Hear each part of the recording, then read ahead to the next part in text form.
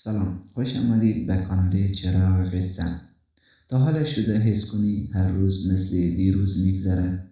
من هم همینطور بودم، اما با 15 عادت ساده و قدرتمند زندگیم کاملا تغییر کرد. اگر آماده کنترل زندگیت را به دست بگیری، این ویدیو مخصوص توست. من 15 عادت خودسازی را روی خودم امتحان کردم، مثل یک موش ازمایشگاهی با تابلوی آرزوها، و نتیجهش رسیدم. واقعا عجیب بود. پس بیا با هم بشنویم و انجامش بدیم. یک، مرتب کردن تخت خواب. قبلا فکر میکردم تخت مرتب کردن فقط کار آدمهای خیلی منظم است، اما وقتی هر روز انجامش دادم فهمیدم این یک برده کوچک است. با این کار روزت را با موفقیت شروع میکنی و خودت ثابت میکنی که میتوانی کاری را کامل کنی. همین باعث نظم و انضباط بزرگتری میشود. دو، خواندن قرآن و دعا. قبل از باز کردن تیک تاک یا یوتیوب فقط 10 دقیقه قرآن میخواندم و دعا میکردم. بعضی روزها تشکر بود، بعضی روزها فقط کمک خواستن. این کار به من آرامش و جهت میداد. 3، زودتر از دنیا بیدار شدن. دیر بیدار شدن یعنی عقب بودن از خود آینده. زود بیدار شو، نه برای کار سخت، فقط برای سکوت که مثل شروع تازه است. 4، پیاده روی بدون موبایل. نه موزیک، نه پادکست، فقط تو طبیعت. اولش حوصله سربر است، اما بعدش فکرها مرتب می شود و ایده ها می آید. 5، 1 ساعت تمرکز عمیق. 1 ساعت بدون هیچ حواس پرتی. در همون 1 ساعت بیشتر از 5 ساعت کار بی هدف انجام می دهیم.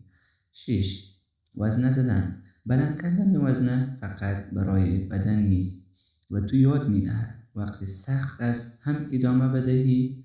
قدرت ذهن و بدن را همزمان قوی می کند. 7، نوشیدن آب زیاد. خیلی وقتها خسته نیست، فقط بی آبی. وقت آب کافی نوشیدم تمرکزم بالا رفت و حالم بهتر شد. 8، روزی 10 صفحه کتاب. کتاب واقعی، نه شبکه اجتماعی. کم کم ذهنت عمیق‌تر فکر می کند و از سطح بودن دور می شود. 9، نوشتن ژورنال. نوشتن یعنی خالی کردن ذهن. لازم نیست قشنگ باشد، فقط صادقانه باشد. باعث آرامش و خودشناسی می شود. 10، یک قول به خودت. یک قول کوچک که حتما انجامش بدهید. این کار اعتماد به نفس و اعتماد به خودت را می سازد. 11، نه گفتن. همیشه بله گفتن انرژیت را می گیرد. نه گفتن یعنی احترام به خودت و آرامشت. 12، غذای سالم، غذای طبیعی. وقتی غذای بد می خوری حالت هم بد می شود. غذای سالم ذهن و بدنت را قوی تر می کند. 13، محیط تمیز.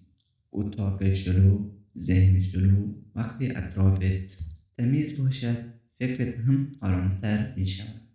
14، محترمانه با خودت حرف بزن. اگر مدام به خودت توهین کنی انگیزه می میرد. با خودت مثل کسی حرف بزن که دوستش داری و حمایتش می کنی.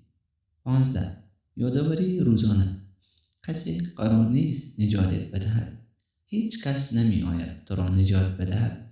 خودت قهرمان داستانت هستی. وقتی این را قبول کنی زندگیت تغییر می کند. واقعا من با این 15 تا عادت ساده و قدرتمند زندگیم را کاملا تغییر دادم. خیلی ممنونم که تا آخر ویدیو با من بودی. اگر این ویدیو برات مفید بود لطفاً لایک کنید و برای دیدن ویدیوهای بعدی سابسکرایب کنید. نظرتان را هم در کامنت ها بنویسید تا با هم رشد کنید.